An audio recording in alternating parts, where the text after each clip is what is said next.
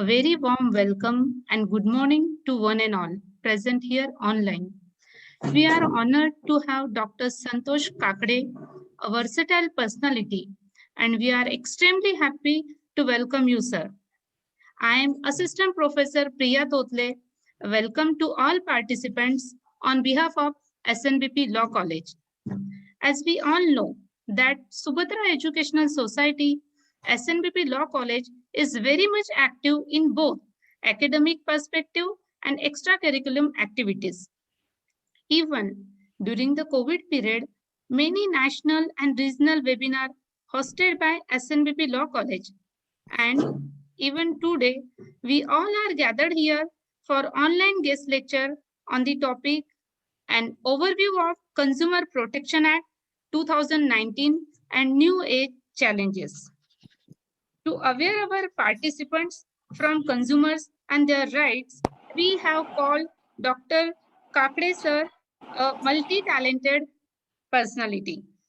So I would like to request our principal, Dr. Rohini Jagtap, kindly welcome to our honorable chief guest. Please, ma'am. Thank you, Priya madam. Consumers are the kings and they always need to be served with the best. A warm good morning to all of you. Respected distinguished guest, Dr. Santosh Kakade sir, member, State Dispute Redressal Commission Mumbai, founder, chairman Dr. D.K. Bhosle sir, president Dr. Urshali Bhosle ma'am, director Miss Rutuja Bhosle, faculties and all my dear students present here. The digital era has ushered a new era of commerce and digital branding, as well as new set of customers' expectations. Digitalization has provided easy access to a large variety of choice, convenient payment mechanism, improved services, and shopping as per the convenience. However, along the growth path, it also brought in a challenges related to consumer protection. Keeping this in mind and to address the new set of challenges faced by the consumers in the digital age, the Indian Parliament on 6th August 2019 passed the landmark Consumer Protection Act 2019, which aims to provide the timely and effective administration and the settlement of consumer disputes. SNBP Law College take this opportunity, and I'm really privileged and immensely honored today to welcome our esteemed guest, Dr. Santosh Kakade sir, to this online webinar on an overview of Consumer Protection Act 2019 and New Age Challenges. I also welcome our founder secretary, Dr. D.K. Bhosle sir, President Dr. Ushali Bhosle, and Director Ms. Rutuja Bhosle to this valuable webinar. I also extend a gracious welcome to all faculties, participants, and the students present here.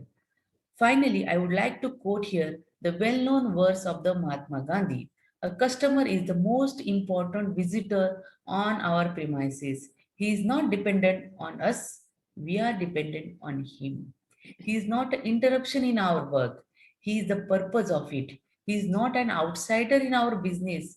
He is a part of it. We are not doing him a favor by serving him. He is actually doing us a favor by giving us an opportunity to do so.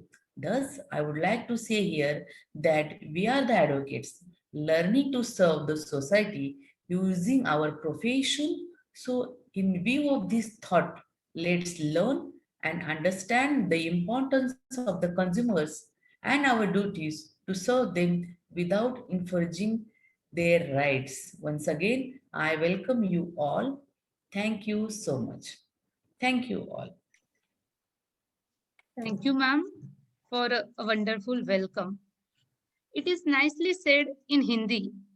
रघुमाई के नाम पर होता है बहुत फरेब रघुमहन माई के नाम पर होता है बहुत फरेब ग्राहकों की अब कट रही है सरेआम जेब ग्राहकों की अब कट रही है सरेआम जेब Honorable dignitaries and my dear students, it is my tremendous honor to introduce our guest speaker for today's online lecture.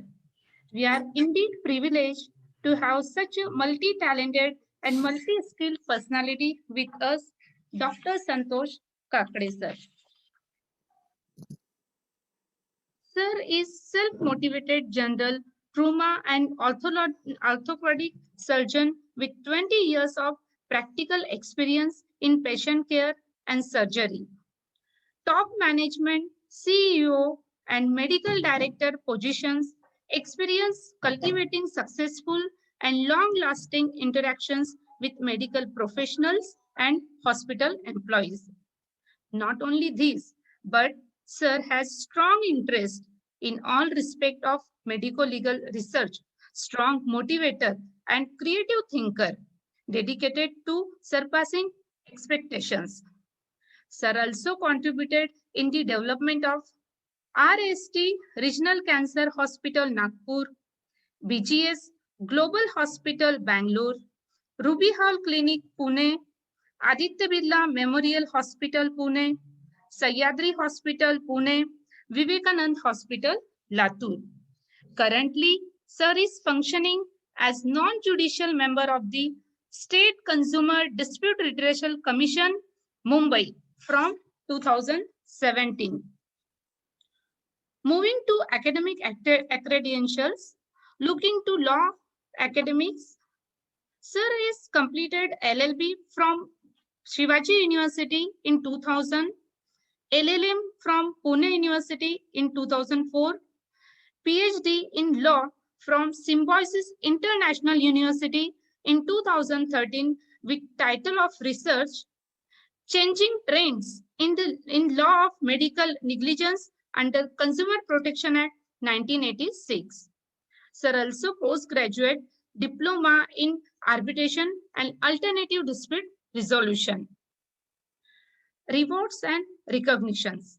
Sir has awarded the prestigious award of scholarship in 2011 from Academic College of American College of Healthcare Executive Chicago to attend 3 executive programs in USA. Sir was awarded scholarship by Cleveland Clinic, Ohio, USA to participate in executive program on healthcare business management of Samsung Global Leadership Academy and successfully completed. Sir also visited 11 hospitals in USA, including cities like Washington, New York, Cleveland, Chicago, San Francisco in 2011 to observe best practices and quality management. Sir was awarded International Fellow membership of American College of Legal Medicine, Chicago. Sir was invited as speaker at 55th annual meeting at Las Vegas, USA in 2015. Now I welcome to you, sir. Kindly take the dais.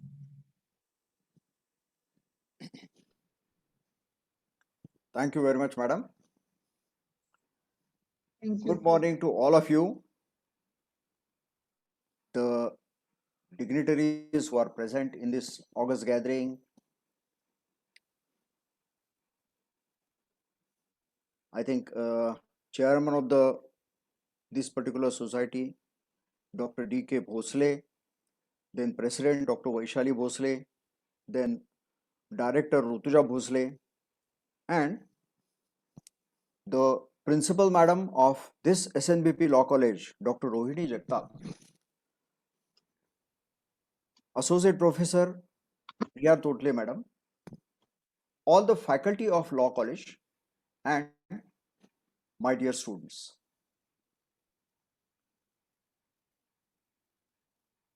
I think you should stop sharing. Hello? Totle Madam? Yes, sir. Yes, sir. You should stop sharing the screen. Yes, sir.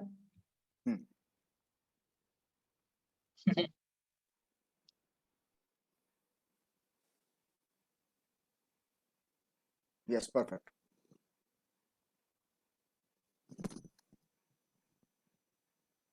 So now, with the introduction which has been given by Associate Professor Totle Madam, I think now you have understood that I had practiced as a general and orthopedic surgeon for 20 years.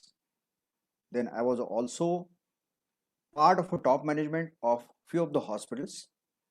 And then as I completed my legal academic qualification also, that is LLB, LLM, and then PhD in law, I was appointed as non-judicial member of State Consumer Disputes Redressal Commission of Maharashtra. And so last 3 years I have been in Mumbai. Obviously, now sitting on this side to decide the matters of importance, matters which are, or the complaints which are filed by consumers, and you can say it is giving justice to the consumers. Since you all are from law background, I think I will just shortly give a brief information about the Consumer Protection Act. Those who are interested in Consumer Protection Act probably might have read up till now that it was in 1985 when United Nations passed a resolution that the consumers all over the world need to be protected. There are certain rights which the consumers have, which need to be protected. And in a legal language, the rights must be legally enforceable. Now, after the resolution was passed in 1986, I think the India was the first country who passed this act. That is the Consumer Protection Act 1986. And then few of the nations also, along with us, they passed this particular act. What was the importance of this act? Everybody knows that whoever you are consumer.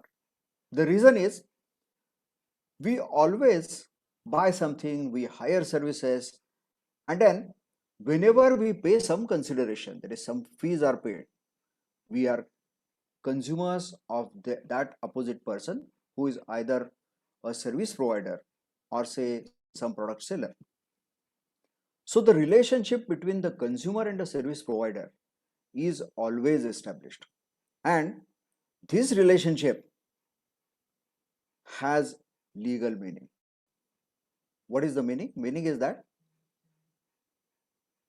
the rights are enforceable in the court of law. Probably you are aware that this consumer court system is a 3-tier system. The lowest one is District Consumer Disputes Redressal Forum, previously forum, now with the new act it is commission. Second, there is upper, next one, or the one which is having appellate jurisdiction, is the State Consumer Disputes Redressal Commission. And the apex court for the consumer system is NCDRC, that is National Consumer Disputes Redressal Commission.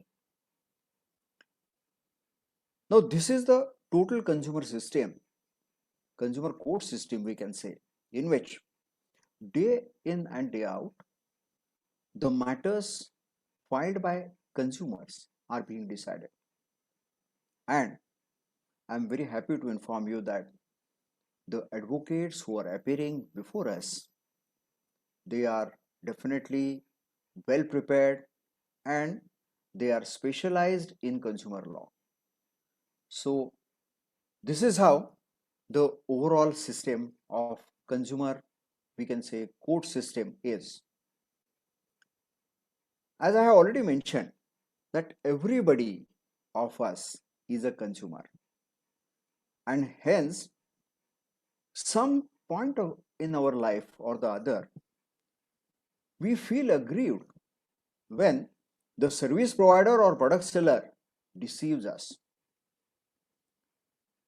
Sometimes the consumers are deceived, or we can say aggrieved, by the infringement of their rights. That they need to approach the consumer court system, that is us, and then the matters which are placed before this system, they are decided and the orders are passed.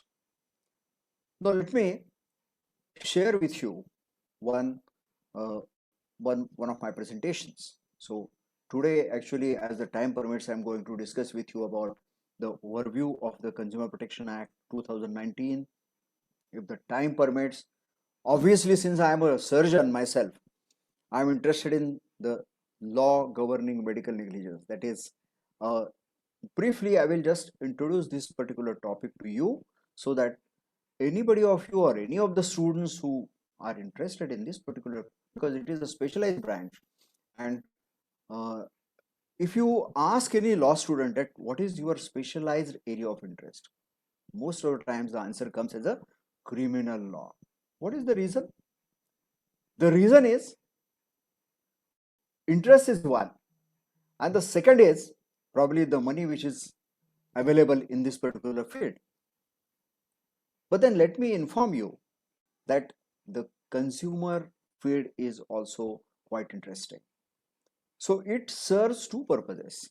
One is it's a social legislation, that is giving justice, which is a social justice to the consumers. And the number of matters are so many that its volume itself will probably give you the money. So if anybody is interested, I think you should start studying the consumer law now. Now, being a surgeon, how I am interested in this particular field? So let me tell you, when I started my practice as a surgeon, I was always interested in practicing in rural area. So I practiced for almost more than 8 to 10 years in the rural area of district Sholapur, where the senior surgeon along with whom I was practicing, he received a notice of consumer court. At that time, I didn't have any knowledge of law. And then it was way back in 1995. So the first consumer notice to a surgeon who was practicing there for more than 35 years, he was disturbed. He was very much disturbed and he was so restless. Of course, then it is experienced that almost all the doctors who receive consumer courts notice, they are restless. I tried to help him and I helped him by studying this particular, I can say, the case, as well as I actually spoke to one of the advocates whom I was knowing, and then obviously that case was dismissed later on after some point of time. But that was the point when the interest in the legal field was generated, and then I formally took the admission for LLB, and then uh, continuously up to 2013 I could complete the PhD in law, and obviously later on I have also completed the diploma course in arbitration, conciliation, and alternate dispute resolution. So this is just a small introduction. Let me share with you a screen, my screen and my presentation.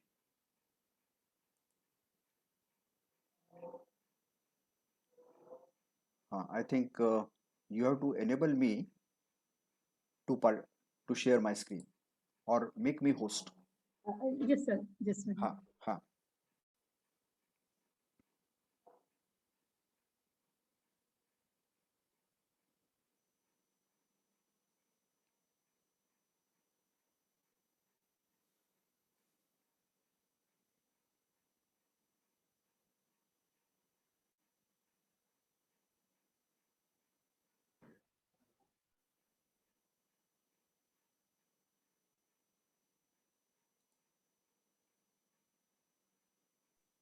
Done, sir.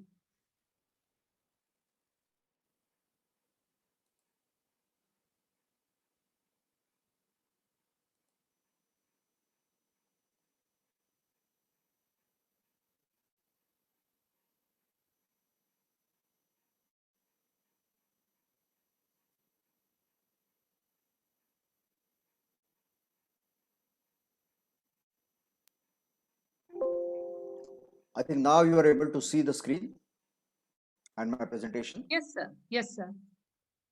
Okay, that's fine. That's fine. So today's topic is overview of the Consumer Protection Act 2019 and the new age challenges. If you carefully observe that this is Consumer Protection Act 2019, this has completely repeated the previous act, that is Consumer Protection Act 1986.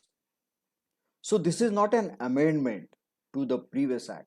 It is a completely new act. Of course, we will be reviewing that how this is a completely new act.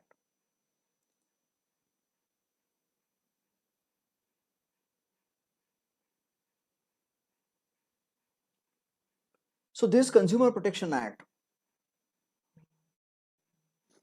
2019 applied on 20th of July 2020. So 20th of July 2020 was the day on which this act was applied. Of course, few of the provisions were applied on or implemented on 24th of July, and thus the old Consumer Protection Act was repealed.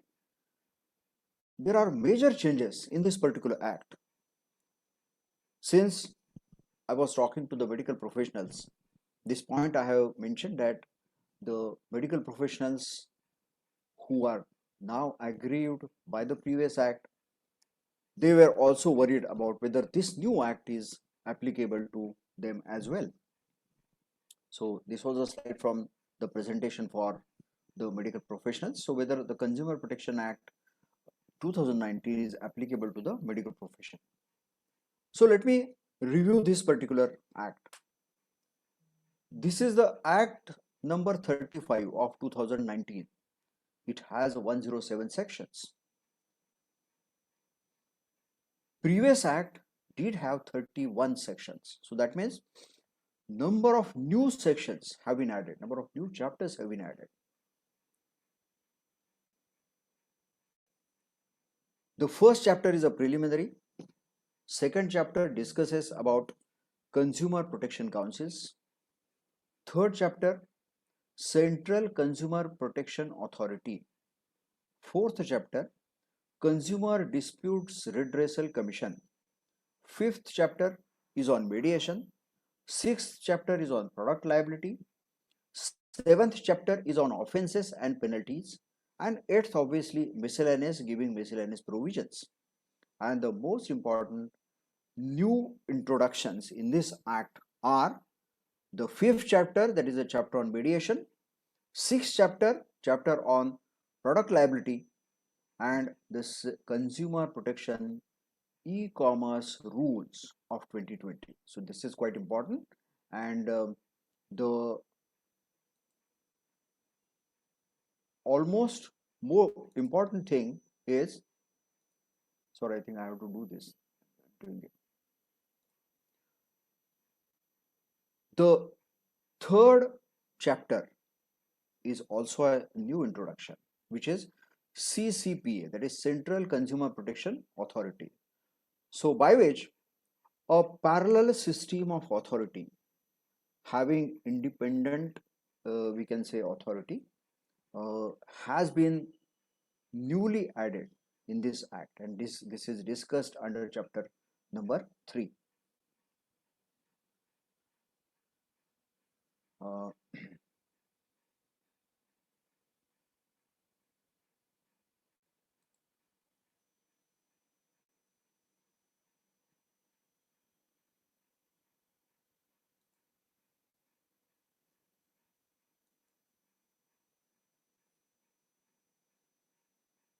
Right. So now let us discuss about the sections 3 to 9 and the Consumer Protection Council. So this is chapter number 2. But before that, the chapter number 1 is the preliminary, and you might have up till now read many acts. This particular, the very first chapter always discusses various definitions being used in this particular act. So Obviously, the first chapter gives various definitions, and the interesting definitions are definition of a consumer, definition of service provider, definition of then uh, deficiency in service, deficiency of unfair trade practice, etc. Going ahead, the Consumer Protection Councils. The provision of Consumer Protection Councils is almost same as it was in the previous act. It has the capacity of advisory nature, and there is a central Consumer Protection Council as well as state level Consumer Protection Councils. So this also has a three-tier system, we can say, in which the Central Consumer Protection Council has the minister of this particular ministry is the chairman. Same is true for the State Consumer Protection Council. The Minister of Consumer Affairs is the chairman, and at the lowest level, that is at the District Consumer Protection Councils, it is the collector who has additional assignment of responsibility. We are going to see at a later point of time. Now, this is a new addition, that Central Consumer Protection Authority, sections 10 to 27. It's a very powerful mechanism which explains or which actually empowers and authorizes the chief commissioner who is being appointed, rather right now already appointed, and other commissioners are there who are having we can say a rank of secretary, and they have been independently giving authority and power to deal with the complaints which are coming to them, apart from the complaints being lodged with the consumer courts, that is the consumer disputes redressal commissions as such. So in addition to that, the CCPA has suo motu authority of taking cognizance of even advertisements. So sometimes we see that the actors or the cricketers, they are advertising some products, we can say, and probably they are deceiving the consumers. So in that case, CCPA has an authority to take suo motu action. It also has this investigation wing. As I have already mentioned, the central authority has enormous powers to take an authority, take a action against anybody in this particular country. District collector is specifically empowered under this particular CCPA to take suo motu action. But at the same time, if suppose number of consumers are there who are aggrieved, they can, through the collector, can file a complaint before the commissions, that is district as well as state commission. So this is about the Central Consumer Protection Authority. Coming to Consumer Disputes Redressal Commission, as I have already mentioned, previously district level consumer court used to be the District Consumer Disputes Redressal Forum. Now the new terminology is it's a commission. So Consumer Disputes Redressal Commission at a district level. Sections 28 to 73 deal with the detailed provisions for the Consumer Disputes Redressal Commissions. So at district level, at a state level, and third one is at a national level. Now what are the changes as compared to the previous act? Probably you are now knowing the meaning of jurisdiction. So what is the jurisdiction? In consumer case, the jurisdiction is for two types. One is a pecuniary jurisdiction and the other one is a territorial jurisdiction. Now I'm going to just tell you what change has been taken place in this particular act. There is a change in the pecuniary jurisdiction. That means previously the matters or the complaints whose, we can say, suit value or the overall claim filed along with the complaint below 20 lakh rupees, below 20 lakh rupees was used to be under district consumer forum. So if suppose the claim is below 20 lakh rupees, that matter can be filed, or that complaint was to be filed before district forum. From 20 lakh to 1 crore before state commission, above 1 crore before national commission. So that was a pecuniary jurisdiction. Now there has been two changes in this. The first one is the complaints or the matters whose value is up to 1 crore, now they are to be filed before district commission. Now this value between 1 crore to 10 crore before state commission, while above 10 crore before National Consumer Disputes Redressal Commission. Now one more change is, previously it is the claim amount which used to be considered for calculation of the pecuniary jurisdiction, but now you are aware of the term called consideration. Consideration is nothing but the fees paid or the amount paid for the services or the product. Now this depends on what is the consideration paid to the service provider or the manufacturer or the product seller. So that means this amount paid should be less than 1 crore for filing complaints before District Consumer Disputes Redressal Commission. Now consideration between 1 crore to 10 crores, the complaint will be before state commission, and if the consideration is more than 10 crores, it lies before the National Consumer Disputes Redressal Commission. Obviously, the state commission and the national commission have appellate authority. So this is about pecuniary jurisdiction. Now another change is with the territorial jurisdiction. So what is this territorial jurisdiction? In the previous act, the consumers have to file complaints, or rather had to file complaints when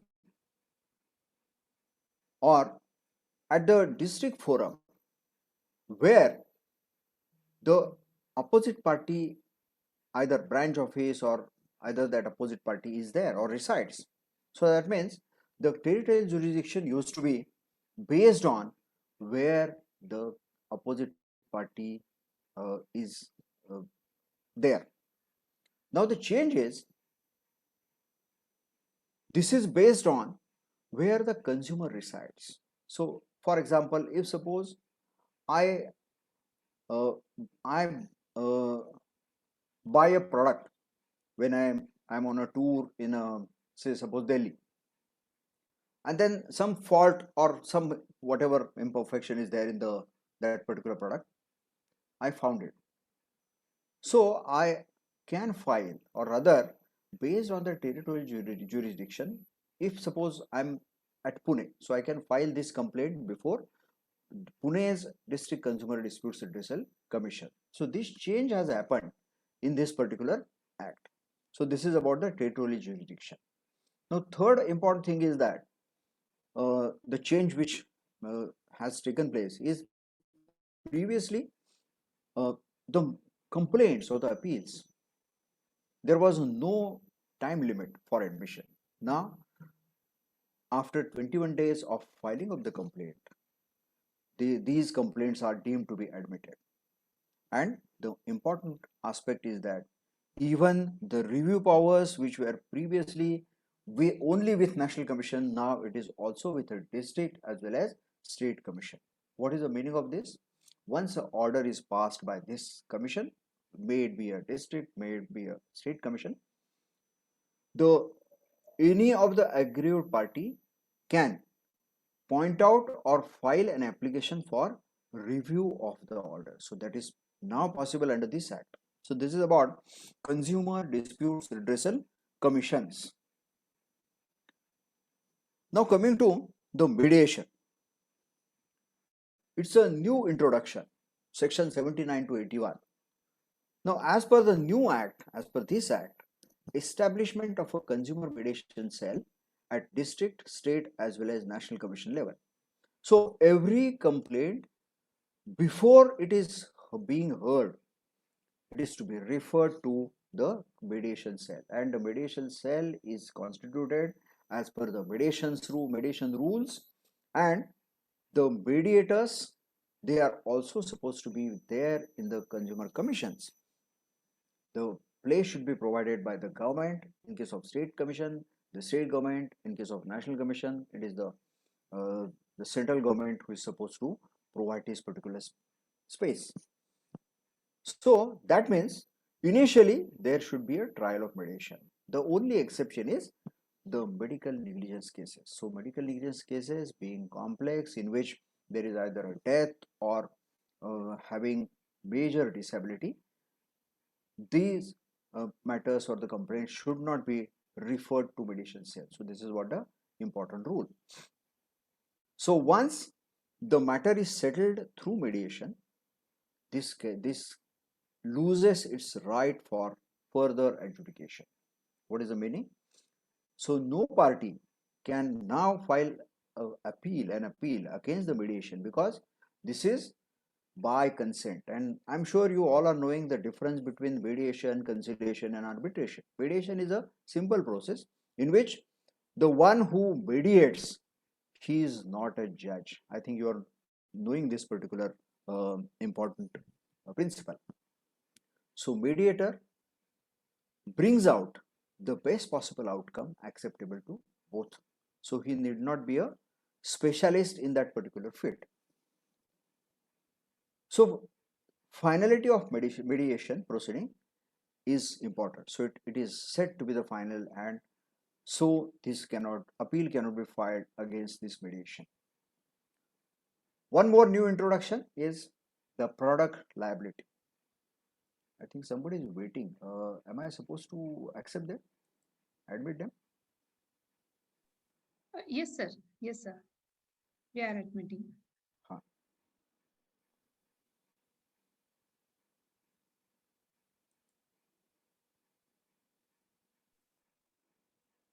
Yes, sir. You can continue. Right. So then coming to the product liability, it's a new introduction. Sections 82 to 27.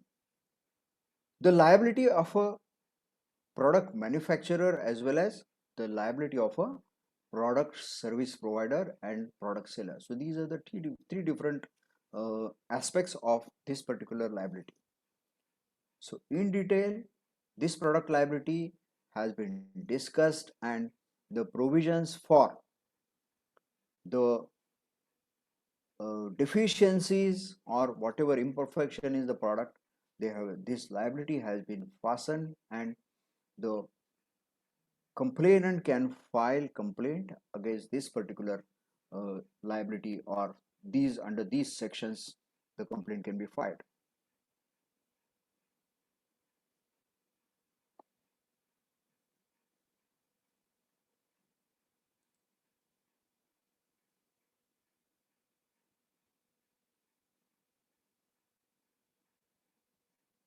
Let us come to the sections 88 to 93. This is a special chapter on the offenses and penalties. So offenses and penalties can be, the most important thing is, whenever a judgment and order is passed after hearing of the consumer matter or a complaint, the compliance of that order is quite important. Compliance of that order is very important. But then, as you all are aware, so even if the orders are passed by the courts, the compliance might be lacking. So currently, under the previous act, the winning party can file a separate execution application, that is execution suit, for enforcement and the compliance of the order passed by the commission. Now here, the compliance is very strictly considered, and so under these sections, mainly section 88, this is an offense if you are not complying the order of this commission.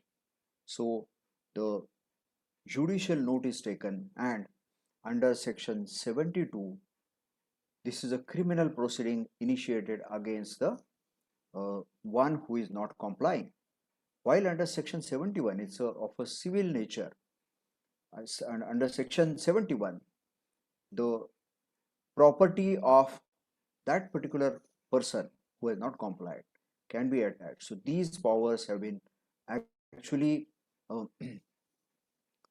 given to the consumer commissions. And then the penalty may be for misleading advertisement. So if suppose an actor, he is there in advertisement and it is found to be misleading, then suo motu the CCPA can take an action, and the fine of rupees 10 lakh with or without even imprisonment can be ordered. So this is the power which has been given by the Consumer Protection Act 2019 to the enforcing mechanism.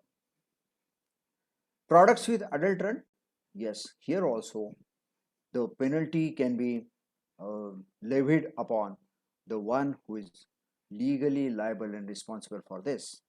Same is true for spurious goods. So these are the main headings under which this section describes the power of the commissions to deal with these complaints. You all are aware that nowadays most famous is Amazon.com. Then there are other also e-commerce agencies, we can say. So they are now in the market, and everybody knows that with the advent of the time, we can say, this has become very popular, and e-commerce has become a very popular one. So you order online any product, that product comes to your home, and you have to just pay. So it is not necessary, and also deals are declared, you are aware. So these deals, by getting attracted to these deals, we the common consumers order certain things, and sometimes it's likely possibility that we may be deceived of the products which we receive. And we know some of the instances that when mobile was ordered, instead of mobile something else was there in that particular packet. So extensively, e-commerce rules of 2020, they have been designed, and the duties of e-commerce entities have been defined, and liabilities of e-marketeers, that is e-commerce entities, also have been defined. And for the first time, the consumers who are aggrieved or deceived by these e-commerce entities, they have received certain protection by introduction of e-commerce rules. Now, what are the changes? I'm just coming to the, in short, what are the changes? Just revising them, I can say. Section 2, subsection 42, which defines service. Now, this point came when the medical professionals said that the medical profession has not been included in the definition of service. So yes, obviously, this section 2, subsection 42, does not mention the medical profession's name or the service as medical professional. But then it specifically says, of course, I'm going to show you the definition. Coming to the territorial jurisdiction, which I have already mentioned, that wherever the consumer stays or resides, there is the territorial jurisdiction. Then previously, for filing appeal, usually from state commission to national commission, and even from district commission, district forum to state forum, state commission, say around 25,000 rupees used to be, or 35,000 rupees used to be the depositing amount used to be there. Now with this new act, while filing an appeal, you have to deposit 50% of the decretal amount. In case of medical negligence matters, there should be no mediation. Then introduction of CCPA, and then the most important power which has been given to the commissions, that the power to declare terms of contract as unfair. So this is very important power which has been given by this act. So after 20th of July 2020, the consumer commissions at all the three levels have this power.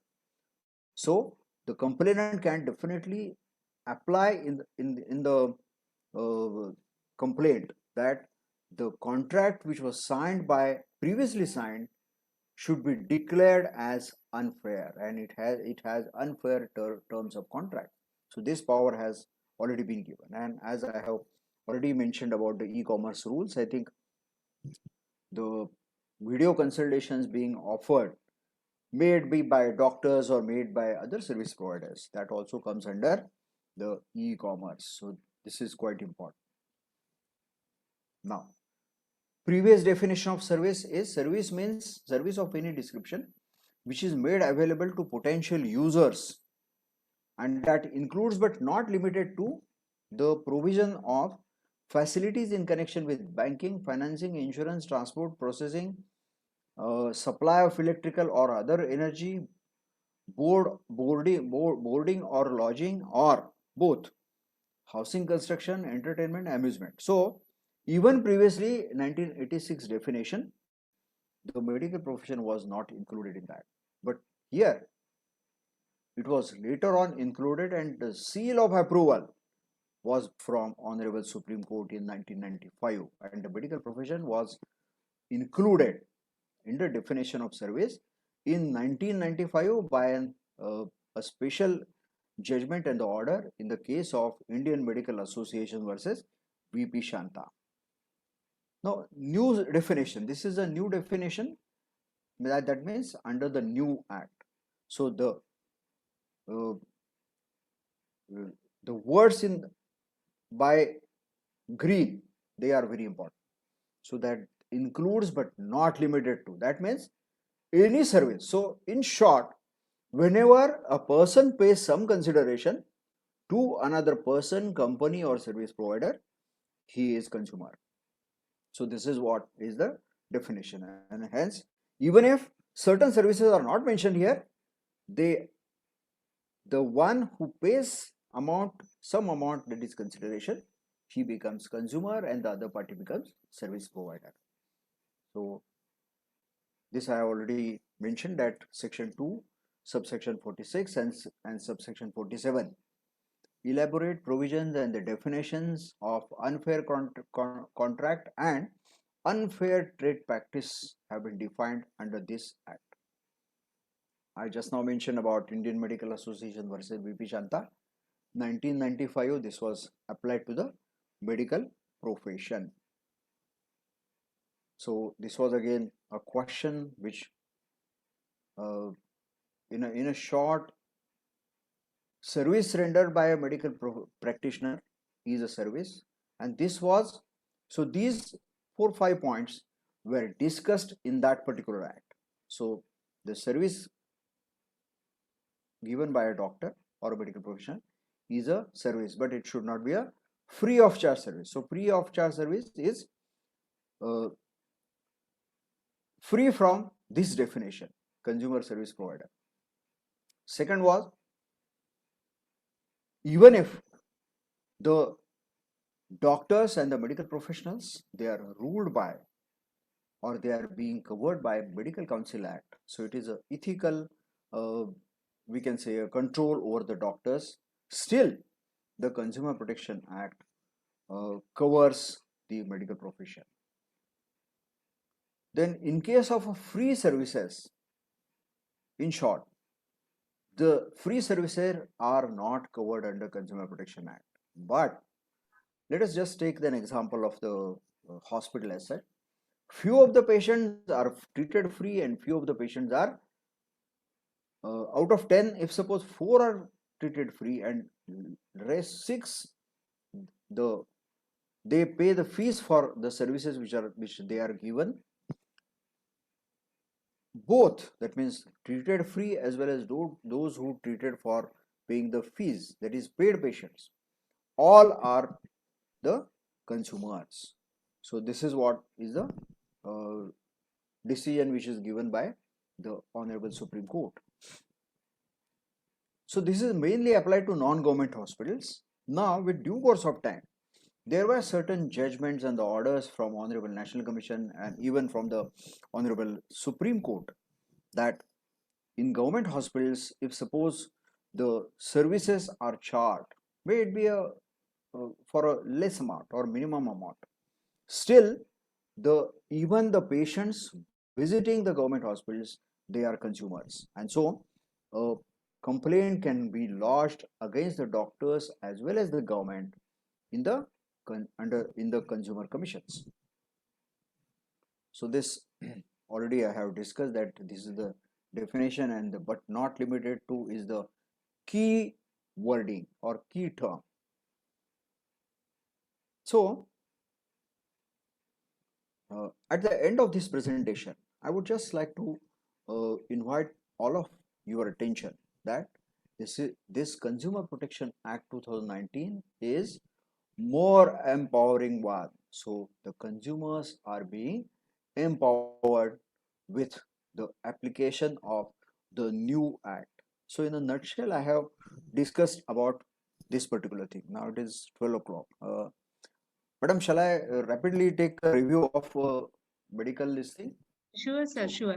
second presentation, I think I will Yes, sir, sure. share with all of you. Yes. Right.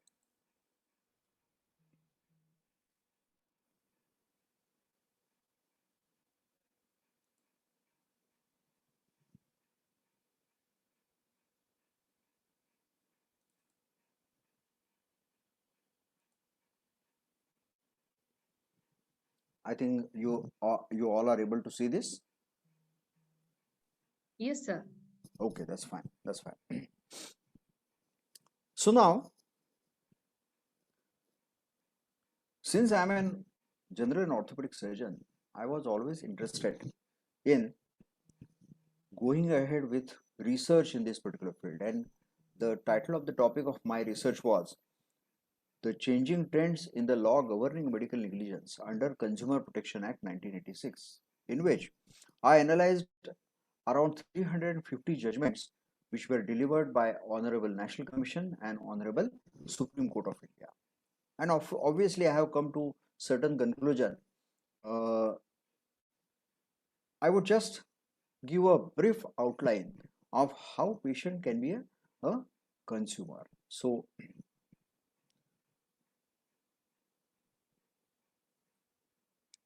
most of the times, I think all of us, as we are consumer, in any given point of time in our life, we are also patients. So everybody, every human being, any point of time in the life, which it be a small disease or small, we can say, illness, or even operations being performed. I'm sure you all must be having the experience of being consumer patient.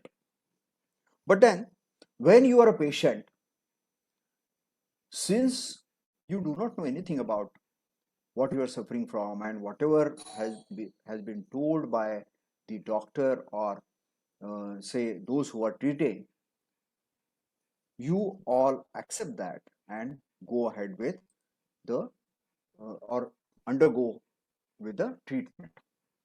So there can be certain instances which can be taken or considered as medical negligence.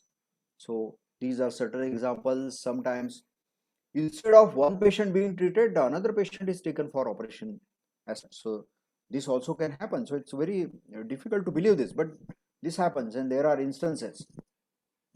Wrong side being operated. That means if suppose the fracture is on left side,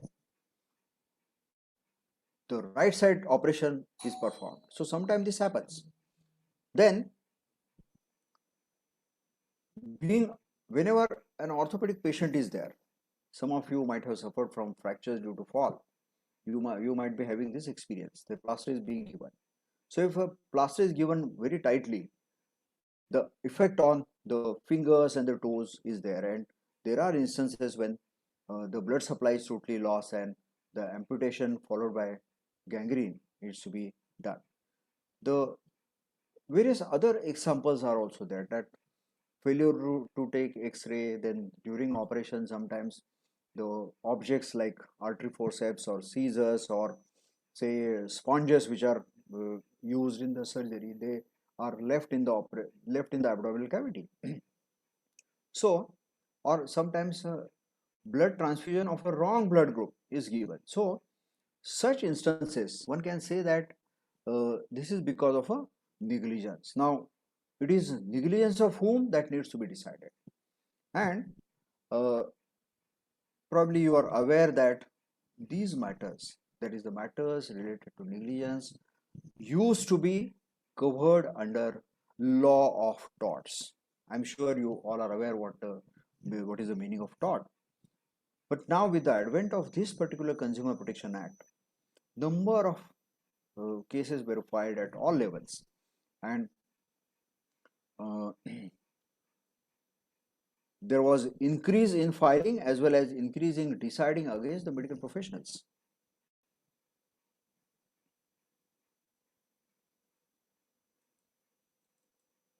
Yes. So medical negligence, what is the medical negligence? Medical negligence is nothing but it has three basic elements. The first one is that there exists a duty.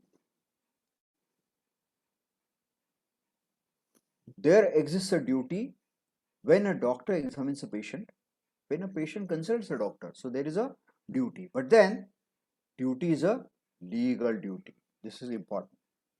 If suppose there is a breach of the legal duty, consequently developing a damage or death, this leads to medical negligence. And in the medical negligence laws in India, there has been now still evolution which is going on. Under 10 headings, I could summarize my research project that probably you might have heard these terms, but I'm not going to go much into much details. While deciding the medical negligence, the basic principle is a Bolam principle. What it means? It means that, of course, Bolam was a patient, and you all know that our law is inherited from common law of England. So most of the cases or most of the rulings, they come from UKSF. So this is again a case, UK case. In short, if the doctor follows accepted standards of practice, then he is not negligent. So this is the Bolam principle. Says it's very interesting to read the Bolam case as such. I think you all should. It's better if you access by the net and read this case. Patient has become consumer and the doctor has become service provider. So these are the changes. Then method of judging is based on. So in case of consumer laws or Consumer Act, no elaborate evidence is needed. So the elaborate evidence which is necessary under civil or criminal acts as such, this is not necessary in consumer complaint as such. You must be aware that the consumer complaint once lodged, it should be actually decided within the 3 months period. So this is what is the limitation which has been there for in the act itself, but it is not possible because there are multiple reasons for that. There is a high pendency in the consumer courts also. So time taken for judgment has been a cause of concern. Overall perception is that medical professionals, they are negligent. Unfortunately, this is a perception of all the society. So this has become. Now, with another principle which is used all over the world called Bolito principle. What is the meaning of this? Meaning is that whatever evidence is placed before the bench or before the judges must be examined by logical analysis. That means it is not necessary that the expert opinion is to be accepted. And then this is known as a Bolitho principle. Obviously, it's a very important or interesting facts are there. I'm not going to go into the details. Deficiency in service is taken as negligence by a doctor, and the compensation is obviously now day by day is increasing. Compensation awarded to patients, aggrieved patients. So, as I told, more than 25 years from 1995, this is decided. Now, one more very important question may come to your mind also, which came to my mind also, that the judges who are deciding the matters of doctors and the advocates who are arguing on behalf of either patients or the doctors, when they both do not have the medical knowledge, how this can be decided that any particular doctor is negligent? So this always used to be a question in my mind, and that's the reason why I pursued my legal education, and then came and then understood that there are settled principles by which this negligence is decided, and there are landmark judgments which have been given by Honorable Supreme Court. And you all are knowing that there is a one particular doctrine which is known as a doctrine of stare decisis. What is the meaning of this? That means the rulings and the orders passed by the superior court is always binding on the lower courts. So this is the doctrine of the stare decisis. And always another term which is known as the ratio decidendi, or ratio we can say. So this ratio is always binding rather than obiter dicta. I'm sure you all are knowing these terms. So these are the settled principles. Then other principles are also there, but then this will take time and somewhat complicated. So now what are the changes which have taken place? Boolum principle has been replaced by Bolitho principle. What is the meaning? Meaning is that now it is only on the basis of logical analysis the matter of medical negligence being decided. So this is the first change which has happened over the period of years. Medical professional previous used to be a god, now he is a service provider. Patient, just patient, now he is a consumer. Deficiency in service made be by a hospital employee, it is medical negligence. So this is a general perception. Expert opinion may not be accepted by the judges, as this must stand a test of time or stand a test of logical analysis. Compensation, obviously previously or even right now, multiplier method in Motor Vehicle Accident Act is being used. Now it is the punitive approach which is considered. So that means the advocate can file an application or even in a complaint can mention that apart from the award of compensation, some punitive compensation should be, or request or pray for punitive compensation in the complaint as such, and that can be accepted by the bench. Two important questions: whether consumers are really protected.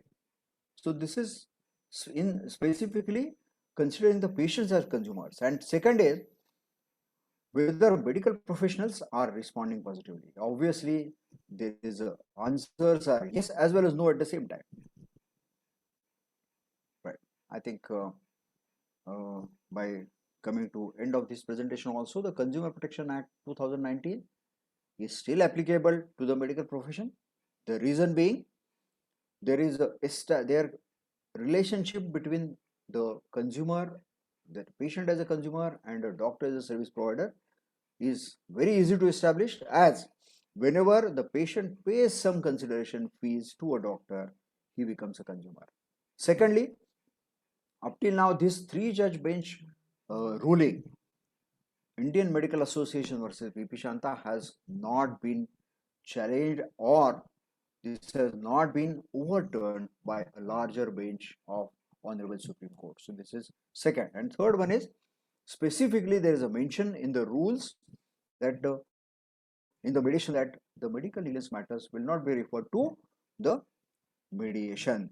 So with these 3 to 4 things, still the medical profession is under Consumer Protection Act. So this is quite important. But then the greatest worry before medical professionals is, rather than going to the courts or rather than seeking a legal approach for their grievances, now because of the involvement of many elements like we can say politicians and gundas and whatnot, the doctors are now facing violence against them. And obviously, this is a great mistake which the society or the people are doing. So they have an option of taking a legal action with the help of advocates. But rather than that, this is the biggest worry now the doctors are facing. Obviously, there are answers to every and each situation which the medical profession has to decide and take that action. I think with this, let me stop here. Though I think I have extended my time, if you permit me, I can talk till evening. But then I'm sure there is a time limit for this. So let me thank all of you specifically for inviting me, the principal madam, then Professor Totle madam, then the dignitaries who are present on behalf of the top management of the society. I'm thankful to all of you. I'm thankful to all the students or all the faculty who are present right now. I think we can take a few questions also which are of academic interest. Thank you very much. Yes, sure, sir. Thank you very much, sir, for your valuable information regarding consumer mediation, e-commerce rules, medical negligence, and I'm sure, sir, that this will boost students' knowledge. So now it's time of question answer session. Uh, Students, kindly ask your questions. Before asking question, please introduce yourself. Yes, Mr. Mallari Jhanje from LLB third year, final student. Thank you, ma'am, for giving me such a chance. I would like to ask sir that today is the Marathi Rajbhasha Din. So can I speak in Marathi, sir? बोला, काहीच हरकत नाही. Thank you आभारी आहे sir. माझा question असा आहे sir की या कंझ्युमर ऍक्ट मध्ये कंझ्युमर प्रोटेक्शन ऍक्ट मध्ये कॉस्ट ऑफ द प्रॉडक्ट किंवा आपण जे maximum retail price, cost price and the selling price हा एक मॅटर माझ्या हिशोबाप्रमाणे खूप महत्वाचा आहे कंझ्युमरला as well as even manufacturer also. It plays a very important role. तर माझा प्रश्न असा आहे की या ज्या कॉस्ट डिसाइड करतात मॅन्युफॅक्चरचं काय बेसिकली ओव्हरहेड्स वगैरे जे काय असतात त्याच्यानंतर ही कॉस्ट कशी ठरवली जाते आणि त्यानंतर डीलर टू डीलर और seller to seller cost price selling price ह्या चेंज होत राहतात. तर त्याचा क्रायटेरिया काय आहे की ऑन व्हॉट बेसिस त्या चेंज होतात आणि काही ठिकाणी एमआरपी जरी लिहिलं असलं तरी कंझ्युमरनं किंवा कस्टमरनं जर प्रयत्न केला बार्गेन करण्याचा प्रयत्न केला तर तो सेलर एमआरपी पेक्षा कमी किमतीत तो प्रॉडक्ट तो देतो किंवा त्या गुड्स देतो. तर याचा जो बेसिक फंडा किंवा क्रायटेरिया बिहाइंड दिस थोडस जर आपण प्रकाश टाकला तर सर बरं होईल. तुमचा प्रश्न एकदम छान आहे. Thank you sir. आता ही सर्वांचीच मोठी काळजी असते की आपण एखादी वस्तू विकत घ्यायला गेलो तर आपण पहिल्यांदा सुरुवातीला त्याची किंमत ऐकून हा बघतो खूप वेळेला. अरे बापरे, आपल्याला आवडली एखादी गोष्ट पण त्याची किंमत किती महाग आहे असं आपल्याला वाटतं. आणि आपण जे म्हणालात की ती किंमत ठरवली कशी जाते, तर आता ह्याचा तर कायद्याने काही त्याला आता सध्या काही बाबा प्रोव्हिजन्स नाही आहेत की असं या पद्धतीने तुम्ही ठरवा, असं काही कुठे आहे असं मला काही वाटत नाही. आपल्यापैकी जे ऐकत आहेत त्यांनी मला तसं कुठे असेल तर मला सांगायला हरकत नाही. कंझ्युमर कोर्टामध्ये आतापर्यंत अनफेअर ट्रेड प्रॅक्टिस म्हणजे एक्झॉर्बिटंट चार्जिंग हे जे आहे हे मागच्या ऍक्टमध्ये तसं कव्हर नव्हतं. आता या ऍक्टच्या अंडर निश्चितपणानं तक्रारी दाखल करता येतील असं मला वाटतं फॉर एक्झॉर्बिटंट चार्ज आहे. कारण शेवटी आपल्याला हे तर तुम्ही त्या साध्या त्या आपल्या शिवकाशीच्या फटाक्याचं उदाहरण घ्या. हं. तर शिवकाशीच्या फटाक्याचं उदाहरण जर आपण बघितलं तर प्रत्यक्षामध्ये जेव्हा जाऊन शिवकाशीला लोक खरेदी करतात तेव्हा अगदी थ्रो अवे प्राइसला खरेदी करतात. आणि इथं आल्यानंतर तुम्ही बघा तर 10 रुपयाला घेतलेली वस्तू त्याच्यावरती तुम्ही सेलिंग प्राइस तर 1500 वगैरे असते. आणि मग ते तुम्हाला मोठ्या आविर्भावामध्ये ते विकतात की बाबा ठीक आहे हे आहे तर आम्ही तुम्हाला 100 रुपये 200 रुपयात देतो, प्रत्यक्षात MRP बघा 1500. तर this is a unfair trade practice. Consumers म्हणजे ज्याला ग्राहक म्हणूया, हे जर समजा अशा प्रकारच्या अनफेअर ट्रेड प्रॅक्टिससाठी कन्झ्युमर कमिशनच्या मध्ये तक्रारी दाखल करतील तर निश्चितपणानं कन्झ्युमर्सना त्याचा बेनिफिट होईल असं मला वाटतं. त्यामुळं आपण जो प्रश्न विचारला त्याच्यामध्ये असं काही कुठे कसे प्राइस चार्ज करायचे हे याचं उत्तर आता कायद्यामध्ये नाही, मला नाही वाटत की ते आहे म्हणून. रिझनेबल हा एकच शब्द आहे. रिझनेबल असावी आणि हे रिझनेबलनेस हा जो आहे हा कुणी ठरवायचा तर तो त्यावेळेला त्या प्रश्नामध्ये रिझनेबलनेस जे बेंच ठरवत असेल किंवा जे न्यायाधीश ठरवत असतील त्याने ते रिझनेबलनेस त्याचा ठरवायचा असं त्याचं उत्तर. पण पण मला वाटतं सर, CCP आता नवीन अथॉरिटी जी आहे त्यांनी सुमोटो त्यांच्याकडे अधिकार पण आहेत. तर जेव्हा ही MRP प्रिंट केली जाते त्याच्यावरती काय आहे CCPAचा अधिकार किंवा ते इंटरफेअर करून त्याला कंट्रोल करू शकतील का? खरं तर करू शकतील. शेवटचा प्रश्न सर. करू शकतील खरं तर. या, ओके. त्यांच्याकडे अप्रोच व्हायला लागेल ॲज अ कन्झ्युमर. या, बरोबर आहे ओके. की नाही? असं करावं येस, लागेल. बरोबर. Thank you sir. अच्छा. Okay, next, Sachin. Sachin Katapur. Sir नमस्कार. माझा प्रश्न असा आहे की सोसायटी ज्या कोऑपरेटिव्ह हाऊसिंग सोसायटीज असतात या कन्झ्युमर म्हणून सर्व्हिस प्रोव्हायडर म्हणून कॅटेगराईज होतात का? आणि त्यांना आपण पेमेंट करतो मेंटेनन्सचं आणि त्यांच्याकडून जर प्रॉब्लेम एक किंवा अनेक मोठ्या प्रमाणात झाले तर त्याचा फटका आपल्याला बसतो, तर त्यांच्या विरोधात आपण ॲज अ कन्झ्युमर म्हणून जाऊ शकतो का? हा अत्यंत रिलेव्हंट आणि अत्यंत चांगला प्रश्न आहे. त्याच्यामध्ये 2 गोष्टी मी आपल्याला सर्वांना इन्फॉर्म करू इच्छितो, सांगू इच्छितो.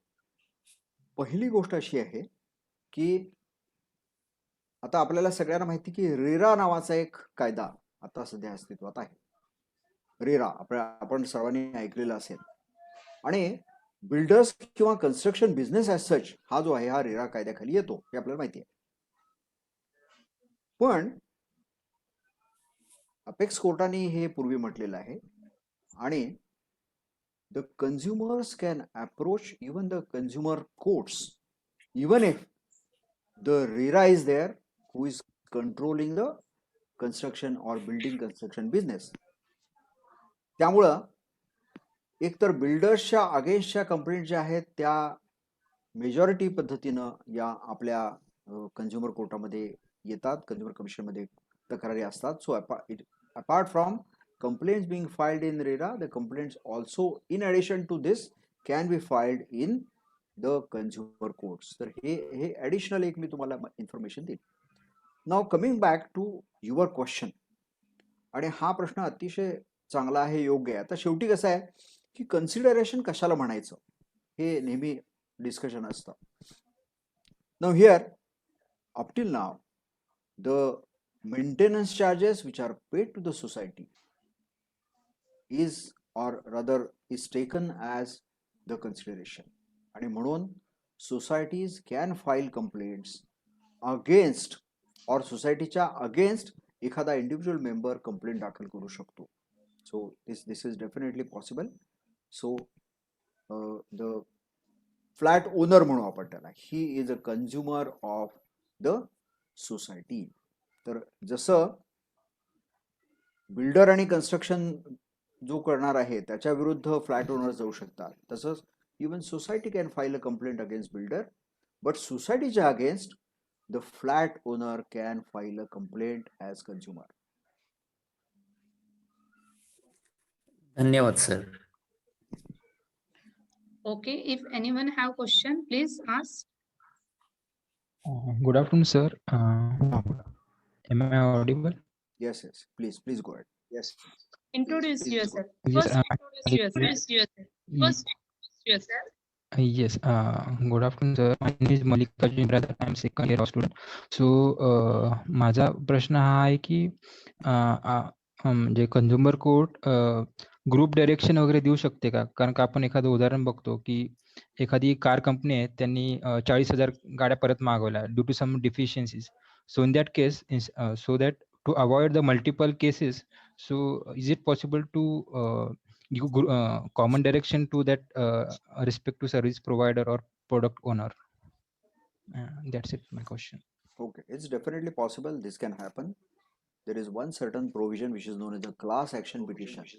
So the consumers with common interest can approach through this class action petition. Previously, only National Consumer Disputes Redressal Commission was having this particular authority to entertain these complaints, but now these can be also filed. Such complaints can be filed before State Consumer Commission. So consumers with common interest can definitely approach the Consumer Commission for getting their grievances relieved. So this is definitely possible. And then mainly the apex court can give the direction to that particular opposite party for giving the common relief to the aggrieved consumers. So this is possible.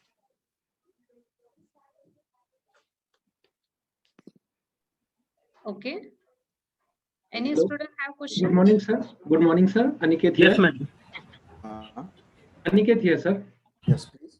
Yeah, sir. First of all, it was really nice session. It's a golden day. It will be a golden day in my career. So, sir, starting with definition of consumer, I have some 2-3 questions in a moment only. Sir, I'm going to pay tax to the government.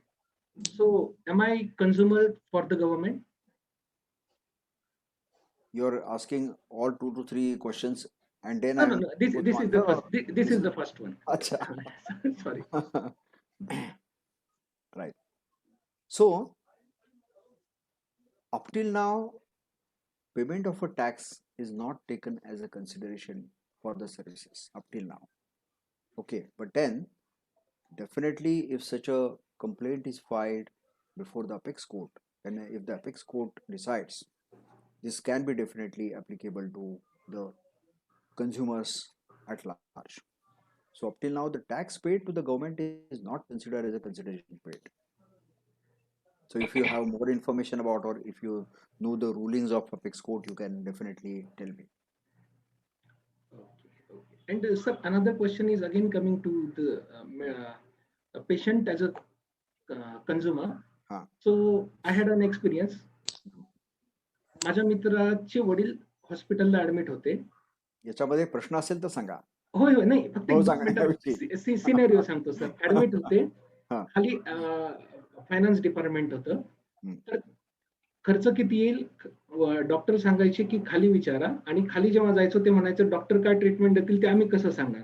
तर less than 24 hours त्यांनी bill काढलं 54,000.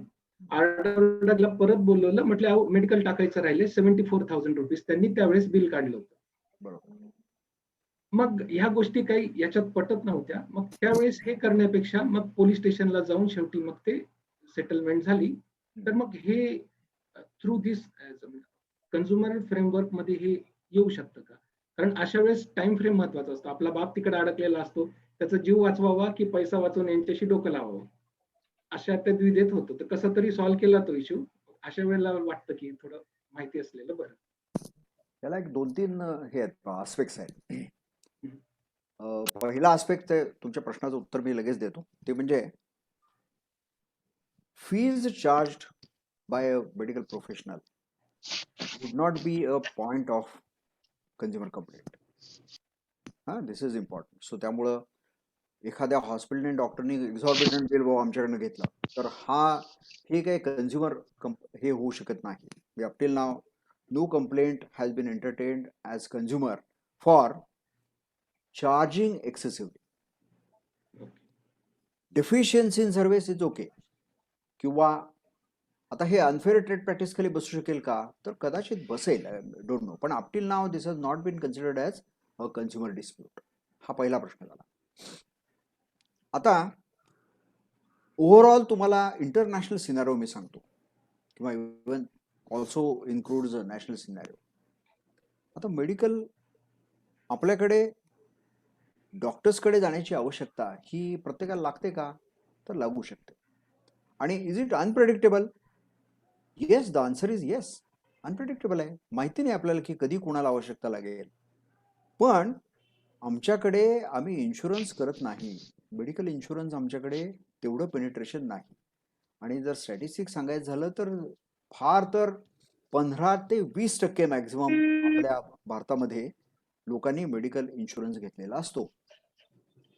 सो mediclaim जे आहे, तर mediclaim समजा आपल्या लोकांनी जर insurance खरेदी केले तर ही जी काही धावपळ आहे ही होणार नाही.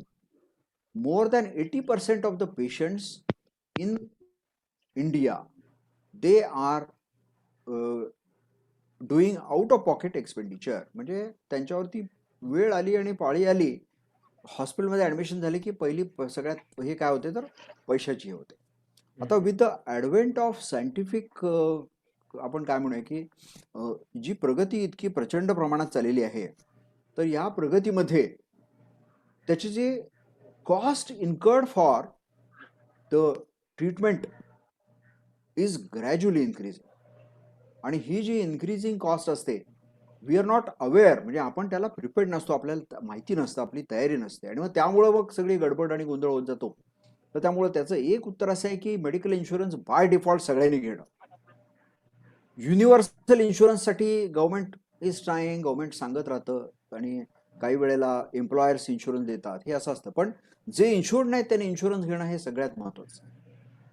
नंबर 2, ज्या वेळेला ही हॉस्पिटल सर्व्हिस प्रोव्हाइड करतात तर त्यावेळेला हे आपण लक्षात घ्यायला पाहिजे की आपण जर प्रायव्हेट हॉस्पिटलमध्ये गेलो तर प्रायव्हेट हॉस्पिटलला स्वतःहून खर्च करून इतक्या सर्व्हिसेस द्याव्या लागतात, तर त्यामुळं the money spend by the private hospitals for providing you the treatment is also enormous. तर हे आपल्याला लक्षात येत नाही. आपल्याला काय वाटतं की डॉक्टर आहे म्हणजे मला त्यांनी ट्रीटमेंट आयदर फ्री तरी द्यायला पाहिजे, नाहीतर मला त्यांनी कमी ह्याच्यात तरी द्यायला पाहिजे. तर त्यामुळं हा जो प्रसंग आहे हा टाळता कसा येईल, तर एक तर मेडिकल इन्शुरन्स घ्यायला पाहिजे, आणि ही अत्यंत काळाची गरज आहे. It's very important. तुमचा एम्प्लॉयर तुम्हाला प्रोव्हाइड करत असेल, तुम्ही पर्सनली स्वतः घ्यायला पाहिजे. Is the need of the hour. आणि नंबर 2, ठीक आहे, त्यावेळेला आपण निगोशिएट करावं, डॉक्टर्सना सांगून पाहावं की बाबा ह्याच्यामधला जो काही, म्हणजे त्यामध्ये जो काही अमाऊंट ऑफ त्याच्यामध्ये काय प्रॉफिट जो काही असेल तो ते निश्चितपणाने कमी करू शकतील असं मला वाटतं. त्यामुळे हे त्यावेळेच्या डिस्कशनवर अवलंबून आहे. पण सरसकट आपल्याला जे वाटतं की आमच्याकडनं बाबा खूप पैसे घेतले, तर त्याच्या मागे आपण हा विचार करत नाही की एक्सपेंडिचर बाय हॉस्पिटल ट्रिमेंडस असतं, आणि त्याचं maintenance of the hospital facility याच्याकरता महाप्रचंड खर्च येतो. याचा विचार आपण ॲज अ सामान्य रुग्ण म्हणून आपण कधीच करत नाही, असं घडतं. त्यामुळे या सगळ्याचं आपल्या सर्वांचंच प्रशिक्षण होणं आवश्यक आहे. आपल्याला सर्वांनाही माहिती असायला पाहिजे. At the same time we are always discussing and providing education to the doctors also, की बाबांनो या गोष्टी तुम्ही करायला पाहिजे, या गोष्टी तुम्ही करता कामा नये. तर असं ते चालतं. So it has a social हे काय म्हणतात इम्पॅक्ट किंवा सोशल आस्पेक्ट आहे that must be considered by the society as such. मला वाटतं उत्तर थोडंसं मिळालं असेल, पण थोडं मी जास्ती सांगितलं, कारण थँक्यू सर. हा जो काही प्रॉब्लेम आहे, हा प्रॉब्लेम याच्यावरती प्रत्येक प्रॉब्लेमवरती उत्तर असलं पाहिजे असं मला वाटतं, आणि असा कुठलाही प्रॉब्लेम नाही की ज्याच्यावर उत्तर नाही. Thank you sir. अच्छा, anybody else is there? Yes, Madam? next. Yes. Hello, good afternoon, sir. I am Digvijay, student of second year LLB. हा बोला. Sir, question related to medical profession. A case that I came across, a patient was advised leg amputation Huh. in one of the reputed chain hospitals. Huh. Okay, somehow the family didn't get convinced, and then they decided to opt out from that hospital and approach some other hospital for the further treatment. So they were charged exorbitantly, Okay, and surprisingly, when they went to one of the other hospital, that patient's leg got saved. Okay, means the surgeon, the way they decided the line of treatment, and overall his leg got saved. Means that was the major this thing. Now my question is, in this case, can the patient file a consumer complaint for maybe for wrong advice, or maybe for some other reason? Because then this overall it might not be ethical from his point of view.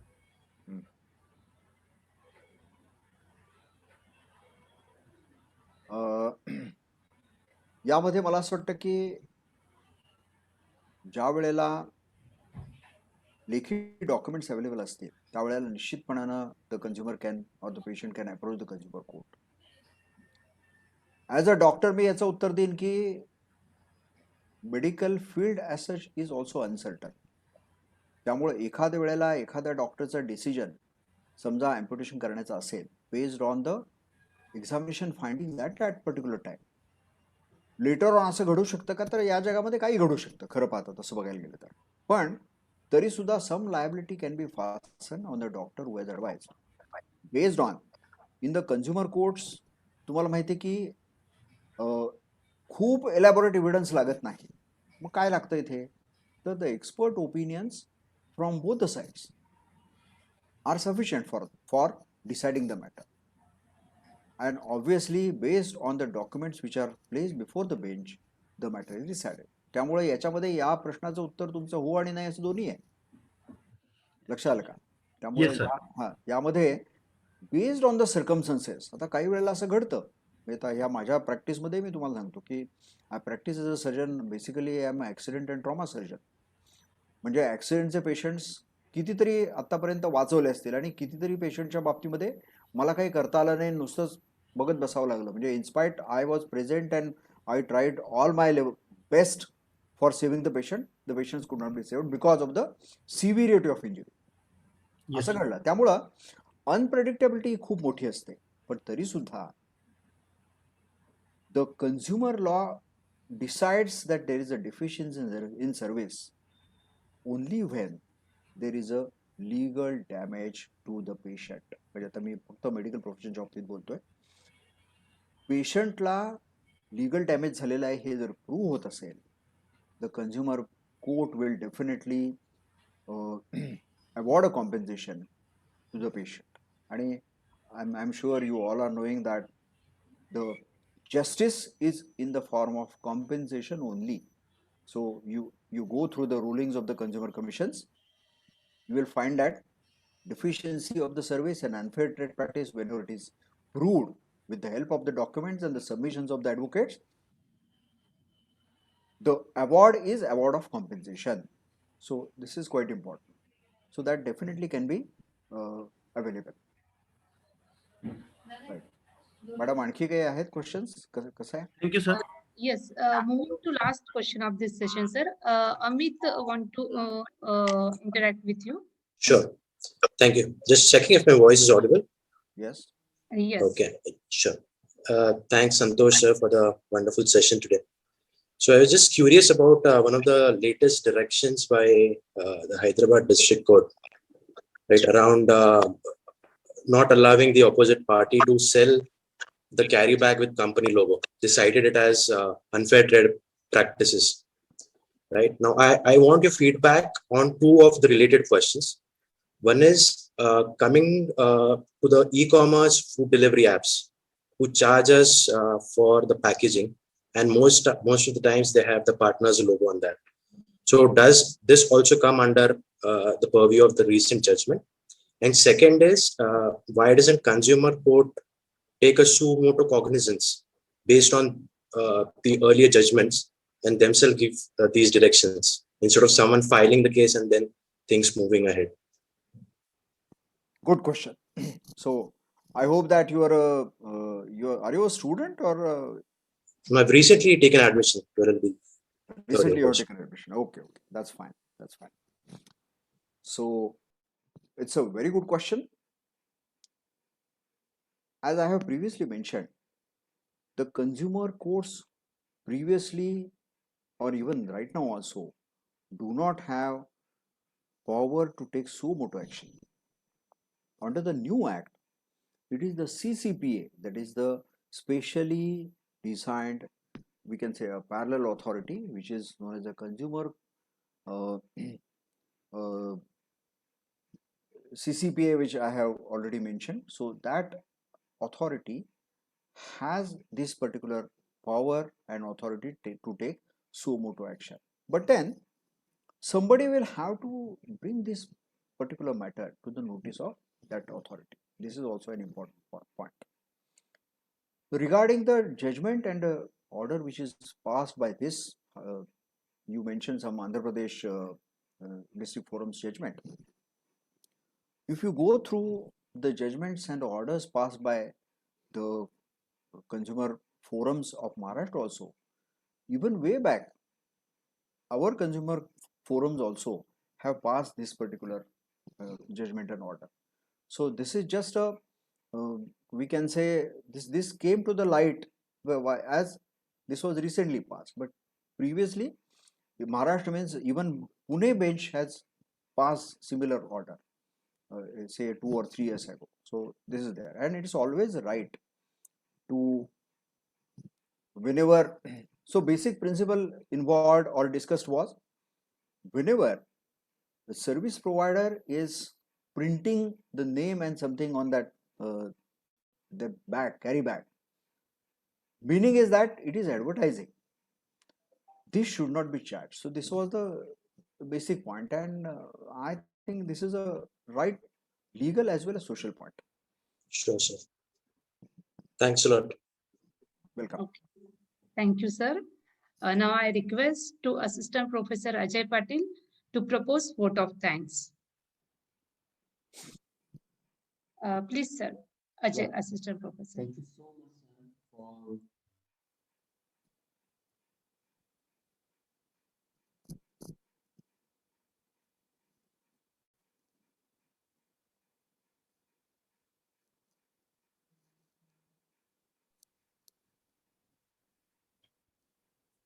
Ajay sir, can you please unmute your voice? Unmute कीजिए and please start again. Thank you so much, sir, for enlightening us. It was really a day of learning. I, Assistant Professor Ajay Patil, on behalf of our staff and students of SNDP Law College and my brothers and sisters present here today, I extend a really heartily thanks to everyone present here, especially our guest, Dr. Santosh Kakade sir, for sharing the valuable time of your schedule. I also thanks our chairman, Dr. D.K. Bhosle sir, Dr. Vaishali Bhosle ma'am, the president of our college, Ms. Rituja Bhosle ma'am, the director of our SC Society. Thanks to IT team, the backbone of this webinar. Thank you, the soul of our SNDP Law College, Principal Rohini Jagtab ma'am. Thank you to Priya ma'am for organizing such a wonderful program. Thank you, thank you, thank you. Thanks to everyone. Thank you, sir. Thank you, sir. Yes, thank you very much. So I will be available for discussions or whatever. If you feel that some points related to the consumer courts or this act needs to be discussed, I'm definitely available. Thank you for inviting me. And see, the law is such an enormously developing field that one has to come out with the innovative solutions. And the students who are learning law right now, if they come out with innovative ideas, I'm sure our field is going to get enriched as such. So thank you, Jagtap madam, for inviting me, and thank you, sir. Thanks to all the students for patiently hearing. Thank you. Thank you, sir. Thank you, sir. So may I leave now? Yes, sir. Yes. Thanks a lot. Yes. Thank you.